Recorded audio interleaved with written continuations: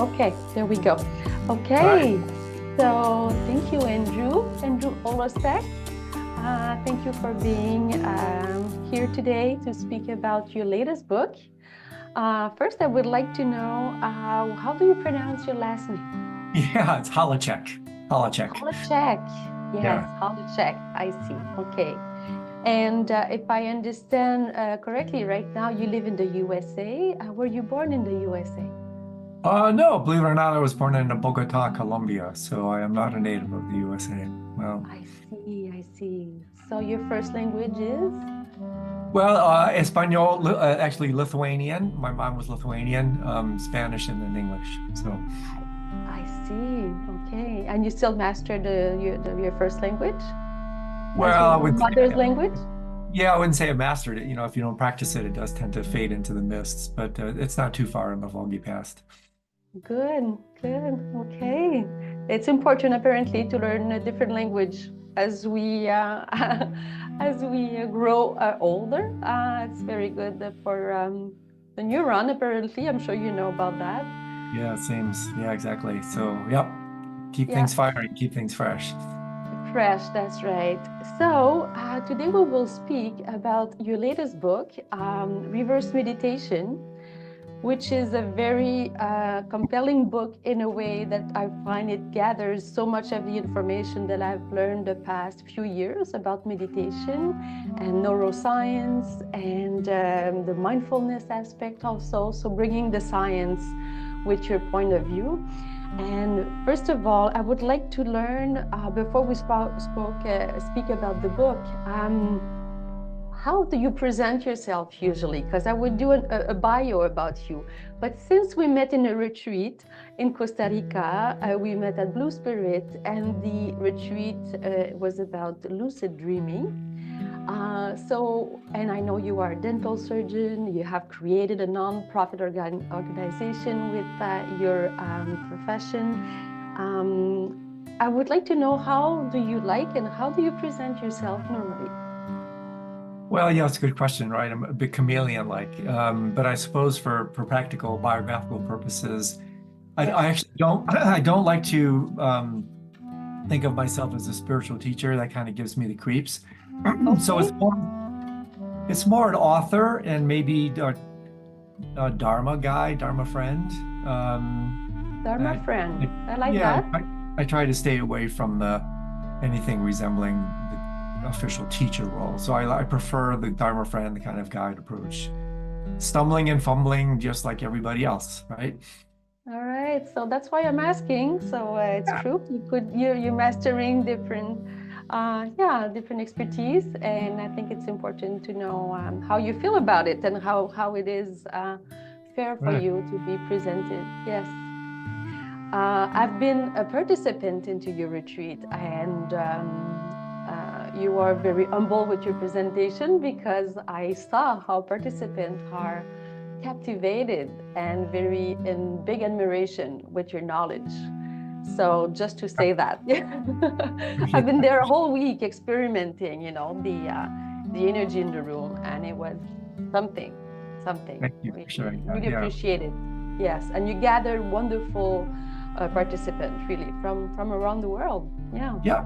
It was a rich week. I agree. It was really fun. Thanks for being there. It- oh yes, yes, I learned so much. And so today we are talking about your latest book, The Reverse Meditation.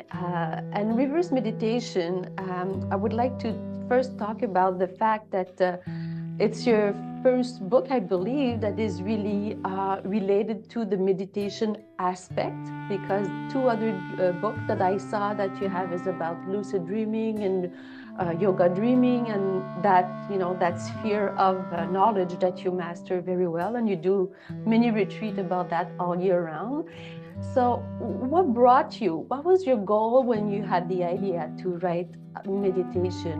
Like the title was reverse meditation, but to Sure. really address like in very good step, how we can reach this level of meditation. No, I appreciate that. Well, this is my ninth book, and all the previous books Ninth really, book. Yeah, so all the previous books kind of circumambulate the central narrative of meditation. Yeah. And some of them are, like you alluded, are a little bit more on the esoteric side, kind of niche related. And so I wanted to write something directly for a larger audience, which I'd never done before. So that was part of the aspiration, was to just reach out to a wider group.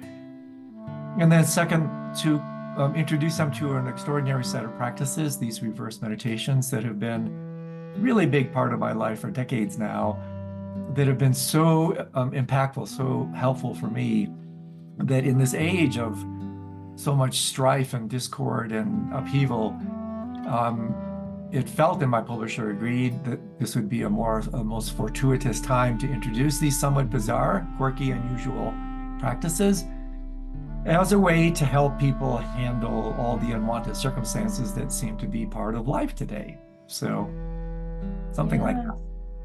Yes, that's what I felt, realizing the topic as I was going through the book, and after having experimented the aspect of the lucid dreaming. And when you say that it is actually hectic, or I don't remember the word that you use for the word the world right now. Right. You said, I beg your pardon. So you Yeah, discord, divisiveness, upheaval, this the dark age. Yeah. dark age and discord. So for you, it's a way also to address what's happening around the globe. Very much so, yeah, and I think in an interesting way that kind of bridges the alchemical approach in Western history, and then the kind of tantric approach in the so-called East, because it's largely about the capacity, as the subtitle says, using our most difficult emotions and painful experiences as a gateway to inner freedom. So it's a called reverse meditation because it reverses our normal strategies of trying to get away from that which is difficult, challenging, and painful, and instead going directly into it, transforming obstacle into opportunity, and using the kind of tantric adage, maxim, that the greater the obstacle, the greater the opportunity. That's easily said, not perhaps so easily actualized. And so I wanted to create a step-by-step method where people could actually take these ancient teachings and apply them in this modern life. Mm-hmm. And you say that it seems to be maybe paradoxical in a way that that's not the way, that's why you call it reversal, in a way that you are bringing the cushion meditation, sitting on a cushion, but actually bring it also into daily life, right? And also addressing different period of suffering, or physical or mental. Yeah, totally. So, meditation, as you know, meditation is like the word sport. It's a multivalent term. There are literally dozens, if not hundreds, of types of meditation. And so when most people think of meditation, they're thinking of mindfulness, and it's a magnificent practice, fantastic.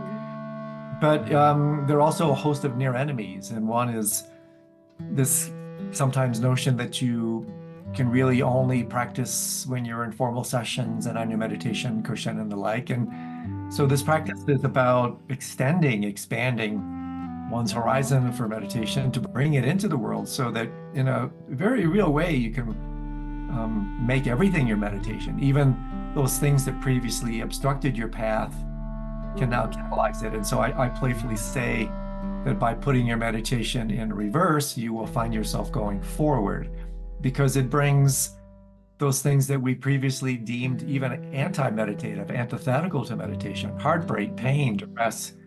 Yeah. Now, instead of interrupting your practice or your path, it actually accelerates your practice or your path. And so it's a way to open the embrace of the meditative mind, open the aperture of our awareness to include everything, even the most unwanted experiences. Yes, I understand completely. And the fact that you thought about bringing this book to a wider population, to serve people that might need to understand these aspects also. I believe the way that you name the book, or you address this aspect, is something that is susceptible to initiate some curiosity. And what would you say that your many teachers would say about this way of seeing it? How is it perceived into your let's say your philosophical approach? Yeah, well, first of all, I did not make this term up. This term actually comes from the Buddhist tradition in a set of practices considered arguably among the most advanced teachings are called Mahamudra. And I came across these teachings in the context of my monastic strict 3-year meditation retreat. Yes. And I was immediately intrigued and I said, wow, this is amazing. But in 3-year retreat, even though you have 3+ years, there's so many practices, things come so quickly. Didn't really have the time to completely digest, metabolize these teachings. And so when I came out of retreat, I came back and revisited a number of the practices that really spoke to me. And one of them was this, because I also teach and write a lot on end of life, death and dying, how to help people prepare for transitions. And so this is completely dovetails into arguably some of the most painful, challenging instances in all of life, which is the end of it. So all these books kind of support each other, bootstrap each other. But the tradition actually gives birth to this name, reverse meditation. And I just basically picked it up and kind of ran with it. It's great. I think it's a wonderful way to bring it forward. And I believe some meditator that will have experience, some experienced meditator will recognize some experience they had going through meditation, and maybe they will now put a name on it. You know, maybe that they don't have all the knowledge that you present into a retreat and a lucid dreaming. You mentioned in your book the neuroscience, neuroscientist Sam Harris, and you took an excerpt, you took a quote from him saying that the pain it doesn't exist if you know that there's a pain. So I would like you to elaborate in that aspect in a way that as if we acknowledge that there is a pain. So because there's awareness to it, it transforms the actual either physical pain or, you know, it doesn't matter the spectrum or the size of the pain, you know, the intensity of it. Yeah, this is a really big topic. And you know, one of the things that actually, since you mentioned neuroscience, one of the things that sparked this was maybe 15 years ago. I was invited into Richie Davidson's big neuroscience lab where he and Antoine Lutz were doing experiments, studies on so-called long-term meditators in pain. So I spent a number of days in the fMRI, did all these scans. And so parenthetically, in fact, I was just in conversation this morning with some Harvard scientists about actually conducting studies on the efficacy of these reverse meditations to actually get some scientific data about their power. But the idea here is the essence of this and how it relates to what you're alluding to is that this book is very much a demolition derby. And by that, what I mean is,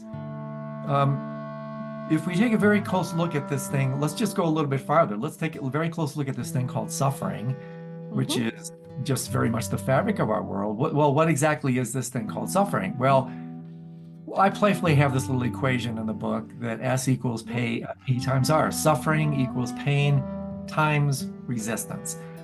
And so contraction, is it resistance or contraction, right? Same. It's the same. Okay. I remember the formula. I liked it. Yeah. Yeah, the resistance manifests as contraction away from it. And so if you do a little bit of math and you drop the resistance, that's the reverse part. Because usually when you're in pain, you do resist it, you want to run away from it. That, ironically, is what actually transforms simple pain into complex suffering. And so if you drop the resistance and do your reverse approach and actually go into it, then you can actually completely deconstruct this thing called suffering back into its constituent element, pain. And then the amazing thing is you can even deconstruct that. And by that, what I mean is, and this is what the book does in a number of stages, is it guides the person, the practitioner, into an examination of pain, somewhat conceptual at first, but then mostly a somatic investigation, like what's going on in your body. Let your body investigate this. And in so doing, you can deconstruct this inevitable lifetime partner, called pain, you can deconstruct it back into raw, intense sensory awareness. That's all it is, to which Yes. we append the label pain. And so it's a process of, in techno speak, it's a process of de-reification, de-solidification, melting these constructs, because suffering is a construct. The label pain and what we bring to it, that's a construct. And therefore, as constructs, they can be deconstructed. And this is what the book is all about. And you do it in the most ironic, paradoxical way, which is the exact reverse of what you think you have been trained, both biologically, both a nature and nurture approach. You go directly into it. So it's a little bit akin to John Kabat-Zinn's amazing work with mindfulness-based stress reduction. Yes. Sometimes I playfully say reverse meditations are like MBSR on steroids, because now you're going into really intense experiences. And I share a number of stories in the book with incredibly painful experiences like kidney stones and surgeries, where I use these practices. They were at my side the entire time. And so I speak with some conviction and authority based on my own personal experience and teaching these meditations for many, many years about just how powerful, effective, and transformative they are. They are, yes. And that leads me to, we see a phenomena of chronic pain clinic now. And that might be related also to what you are doing with Harvard. Well, again, and you mentioned at the outset, as a dental surgeon, I literally spent decades in the pain business. I mean, that's part of what I've done for 40 years is write tens of thousands of prescriptions for pain, dealt with it personally. And so this is not just mere armchair philosophizing for me. I bring some clinical experience and expertise to it. I bring 50 years of meditation to it. And so it's this kind of integral approach, bringing the physiology, the psychology, the spirituality to bear upon these challenging situations. I think is what gives a little bit of credibility and a little bit of traction that these things have been tried and tested, not just by myself, but by others and also throughout history, really. And so there was, let's get the word out. Let's introduce people a little bit more officially to this kind of technology. Yes, exactly. No, I think it's a good way to spread the good news about what are the possibility and the result that the people can get if they are interested and curious to try, to try to meditate. There's different way of defining meditation. And I really do like the way you define meditation all the way through when you speak and in your book also. So I would like you, for the audience, to say the definition for you of meditation.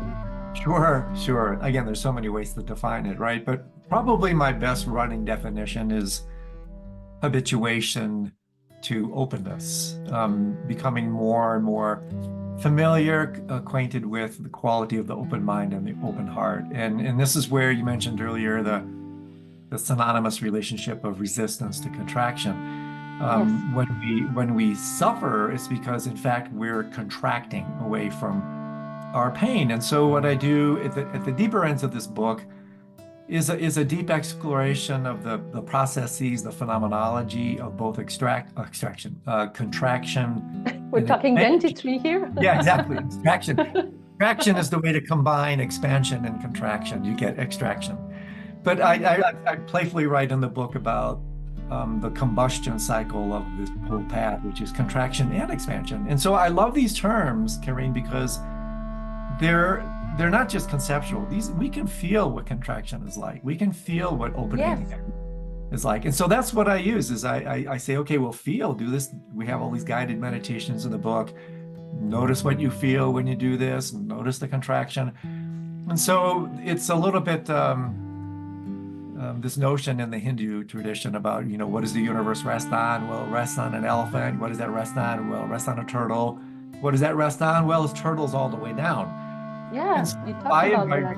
Yeah, I invite readers to look at their experience. Don't take my word for it. Test it. It's contractions all the way down.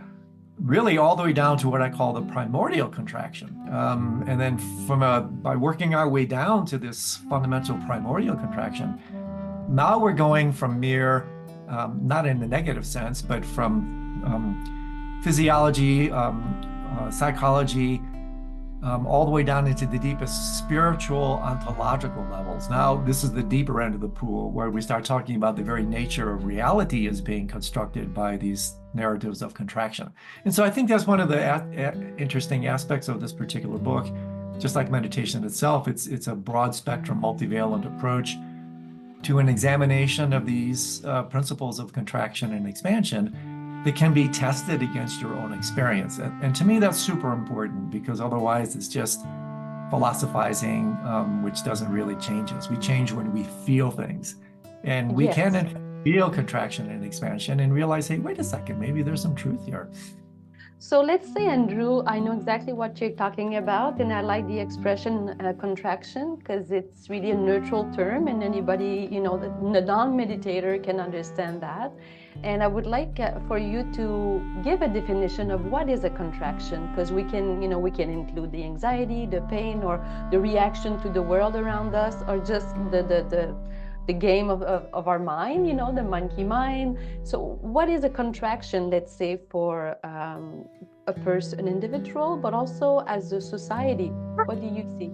Yeah, well, I don't want to scare your listeners, but what I do sometimes when people ask this is I allow people to be quiet for a few minutes, and then and I just shout, I bark out. I basically. I remember that. Yeah, we did that. Remember, and everybody in the room jumps up, and there's. Yes. I do that because there it is, boom. It's real quiet. All of a sudden, it's startle, shock, surprise, boom. You contract. Adrenaline also.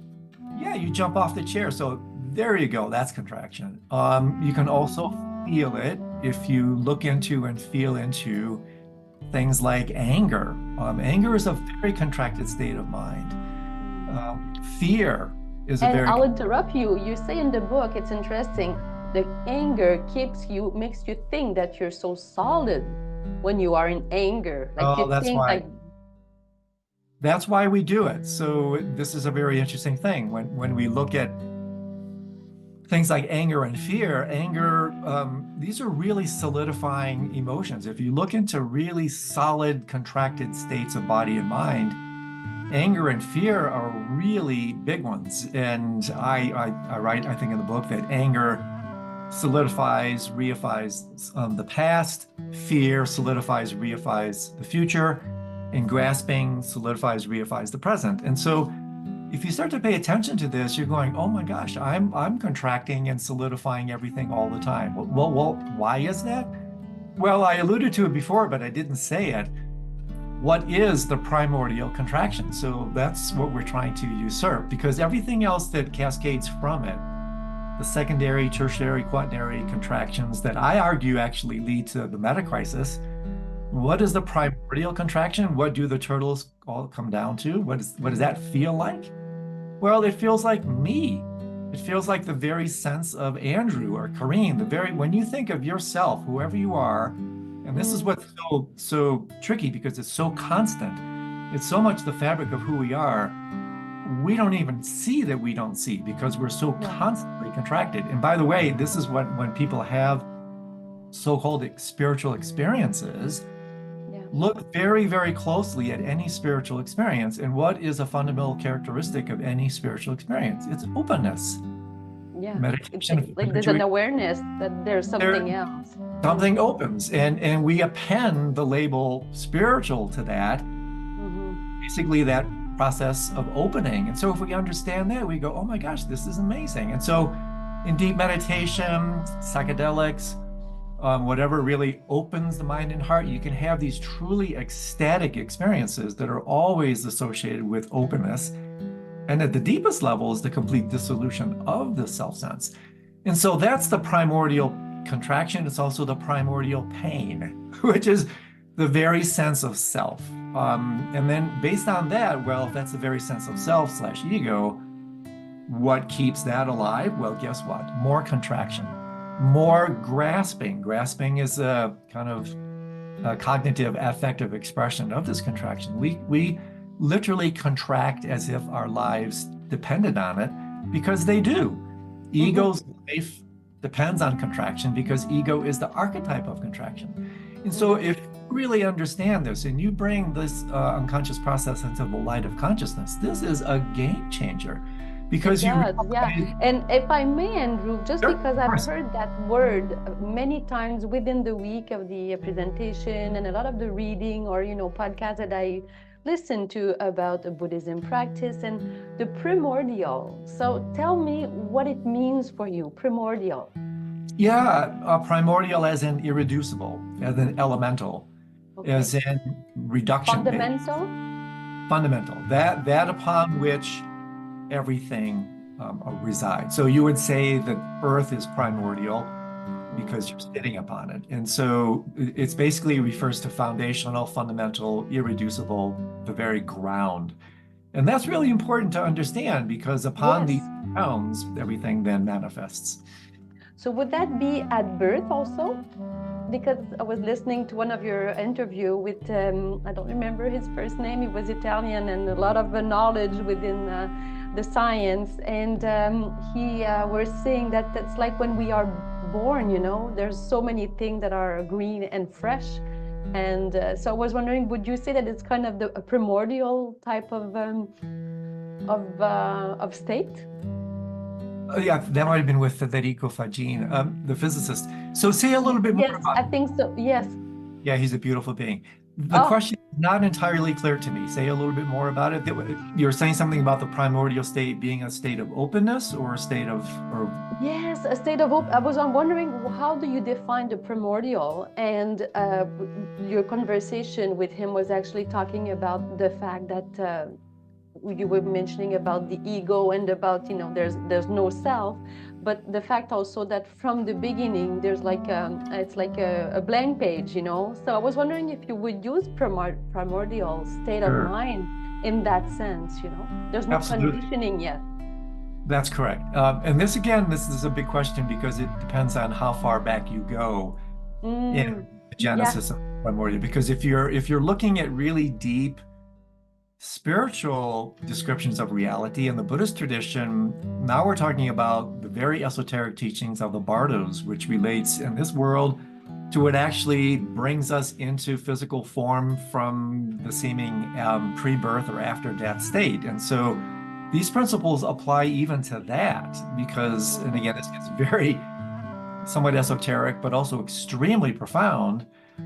That And what you're actually laughing. You're laughing because I sometimes I wonder, when you don't exactly know who would be the audience, do you feel that there might be some reaction? Because it's not a light subject, although like we should, now I understand how much we should include death in life. I mean, it would be so different. yeah, you have to include death in life. And I chuckle a little bit, yes, because the topic is so deep, it's so profound, Yes, so yes. foundational. And I also chuckle a little bit because not everybody believes in the process of rebirth and reincarnation. And so The I'm always a karma. little hesitant, yeah, to Mm, go that far back. And so the question can be answered either in this kind of metaphysical dimension, or it yes. can be also addressed in a more physical dimension. And so I ask you then, how far back do you want to go? No, I appreciate and I honor that completely. And that's also an internal debate that I have, because I find that I am, if I say like what I'm discovering as exploring this sector, this new these new dimension, it is true that there's might be some taboo discussion, or there might be taboo for some people. I mean, it's always a perception, right? It always, what you don't know what you don't know. And I can feel, I have a certain compassion for, and that's why I'm asking for the laugh, because this is your universe, and it's not mine, except let's say the past years I've been, traveling and discovering also meditation on a regular basis. I've got to practice so I can understand, having experienced it. The karma and all this philosophy is another level of understanding, and Right. because when it's not into your culture or into your surrounding, it's a buzzword, like it's yoga, and it's like it's part of it. Exactly. I've been in communication for 20 years. So what is really karma? What is, like, there's so many ways to play with it, but this is like the real thing. Like the real definition, and not only a word, but it's It's a way of thinking, you know? Yeah, well, there's so much here. And this is why my approach, if I have to kind of put a name to the way I roll, and you heard me when I presented this in Costa Rica, is Yes. integral theory. I love integral, broad spectrum approaches to reality, where there's openness on this banquet of knowledge and wisdom for so many different voices to come, east and west and north and south. And so I Mm. roll in these worlds. I work with science. If I had to do it all over again, I would be a cognitive neuroscientist for sure. My Um, background is in physics, and so I have a I'll say very that again. Okay, say that again for me. If you would be, let's say, like 20 years old, let's say, or having choices to do. So what would you do now that you I, know all I the would stuff I that would you know? probably be a cognitive neuroscientist because I love the way they explore these processes using the great contributions from the West, the scientific Yes. community. There's so many wonderful opportunities and contributions from that field. Of course, yes. Alas, I chose this particular track, but I'm relatively comfortable, somewhat um, well acquainted with both Eastern and Western approaches, and therefore, Yes. if people don't want to go to these metaphysical, perhaps speculative approaches from their end, well, that's fine. I think things like contraction and expansion have so much explanatory power, they're so parsimonious that you can approach them from purely psychological points of view, physical points of Yes. view. It's So yeah. that again is what gives us so much power is that this narrative, this description of reality, you can find it going into the deepest traditions in non-dual Shaiva Tantra. You can see it in virtually every aspect of the phenomenal display of reality. This process of contraction and expansion is taking place. And so I point this out at a number of gross and then subtle levels in the book so that again, people can start to really see and more importantly, feel, oh my gosh, Yeah. I had no idea I was so contracted. Yeah. And No. so then it's like you mentioned earlier, discovery. It is a process of discovery, uncovering all these layers of confusion and obfuscation to really reveal the truth. And when you see the truth for yourself and you feel the truth for yourself, that's when you change. That's a game changer. You don't change when it's just intellectual and it's here on up. You change And when you you tense. yeah, you change when you feel things. And so Yes. what do we feel more than pain? Well, that's about the heaviest feeling. So why not work with pain Yes. and then transform it into openness? And then now you're going to change because now, wow, your body's teaching you, your body is registering these truths. You're kind of waking down into the wisdom of your soma, and that's where transformation takes place. Absolutely, I totally agree. I've experimented, and I was listening to Dr. Peter Levine recently. He still Oh, does a yeah. lot of the interview these days with his new book. I mean, it's a wonderful result that he did with his studies around somatic, with the body and the mind, and how we can, as you say in the book, just drop in your body, drop in your body.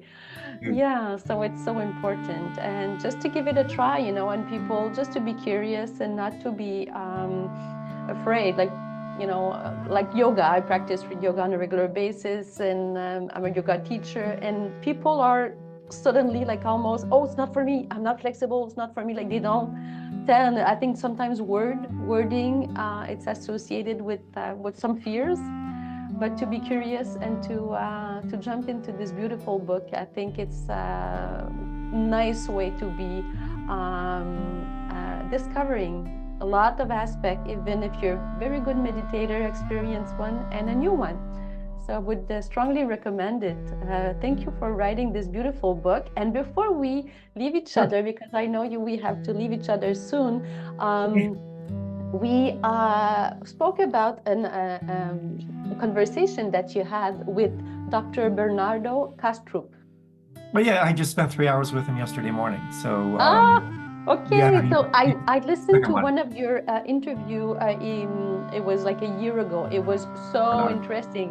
Yeah, he's Yeah. amazing. So oh wow, what a bio. Yeah, you're very well surrounded. So like-minded, right? So Yeah, good for you. Bernardo's a dear friend. He's remarkable. If people aren't familiar with his work, he's an extraordinary thinker, wonderful mind. And his contribution is borderline seminal. He's doing some amazing things. So yeah, I just spent over 3.5 hours with him yesterday morning. So very fresh, wonderful man. Unbelievable. Yeah. I'm like, I sent it to a friend and she's into quantum energy. And yeah, so I really like the discussion. Thank you for doing this interview. It's wonderful for people, for all of us to learn more. And I really want to say a big thank you to all your work that you bring to all of us. And hopefully we can meet in a retreat eventually. Do you want to mention the retreat that you're hosting in June, I believe, in Colorado? Oh, you're so sweet. Okay. Yeah, I mean, my propaganda is available on my website, andrewholecek.com. But the one in Colorado, actually, I'm doing two. One in May, at Drawla Mountain Center, and then one in June that you're referring to, kind of a deeper dive into dream yoga. Beautiful center outside of Aspen called Bayo Lands. So beautiful place. Yeah, so we'll put the link into the post. Thank you. So I appreciate Thank you so much, Andrew. Thank you. Delightful. It's been great to see you again. Nice to spend time with you. Wonderful questions. And thank you for taking the time to read the book and to ask the wonderful penetrating questions that you did. I really appreciate it. Thank you, Andrew. Have a beautiful day. Ciao, ciao. Thank you.